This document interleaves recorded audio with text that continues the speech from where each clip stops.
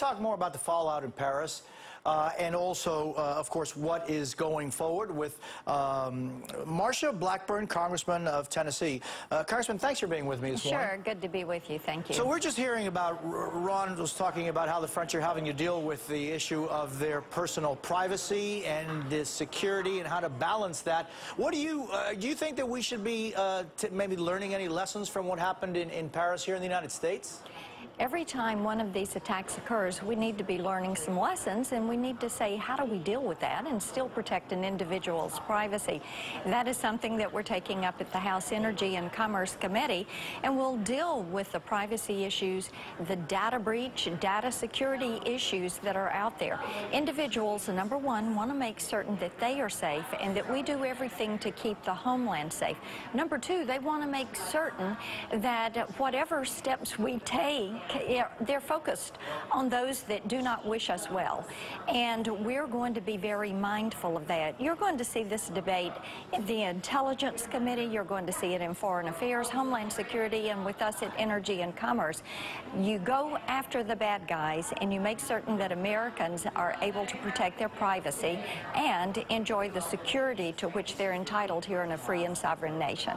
And, Congressman, I also want to talk to you about plans in the House this week on a vote on legislation that would defund President Obama's executive action on immigration. What are you hoping to accomplish here? Well, the first thing we're going to accomplish is keeping our word, and I think that's the great starting point.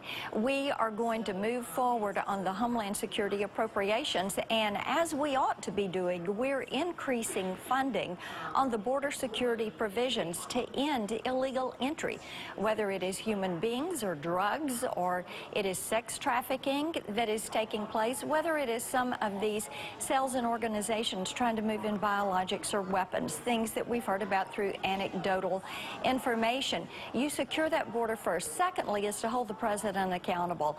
And third thing, I want to be sure people understand, it is prioritizing legal immigration. One of the biggest complaints we've had about the president's executive amnesty is that it puts those that have come into the country illegally in front of those that are abiding by the rule of law, paying their fees, and going through the legal immigration process. We want to honor that commitment from those legal immigrants and make certain that they don't get put at the back of the line. And Congressman, as you know, this presidential order only stands for 3 years. Isn't it incumbent upon you all to deal with the issue? You talked about some of the aspects that you are willing to deal with, the border security, et cetera. I think that's very important. But then there's also the matter of a lot of people that are here, many of them that have children, even grandchildren that are here, and that see what you all are doing and say, well, why don't you deal with this also important part of the equation?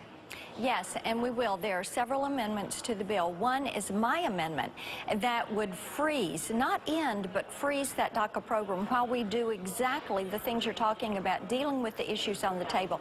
The other, the Mulvaney Amendment, Steve King's amendments that will deal with the Morton memos, and also will deal with the defunding while we look at what we have around us. But, you know, first steps first, secure the border. Let's make certain that we deal with the entry and exit. Let's make certain that we address the quotas that are in those visa systems. See where that gets us. But what you're saying is that you're not opposed to the possibility of dealing with the 11 million people, because that's a big elephant in the room that you all oftentimes don't want to talk about, other than you know, the word amnesty. Is that something you'd be willing to discuss and talk about? First steps first, especially in this environment. What we have to do is secure the border and then freeze the program. And I think that, Jose, to do that and then not get out here and try to do something comprehensive, let's take these issues one at a time in a very thoughtful manner and see where that gets us. It's imperative that we secure our border and that we know who is in our country, deal with those entry and exit visas, and that we prioritize legal immigration. Those are the things that we are going to do first. Congressman Marsha Blackburn, thank you for being with us. It's always a pleasure.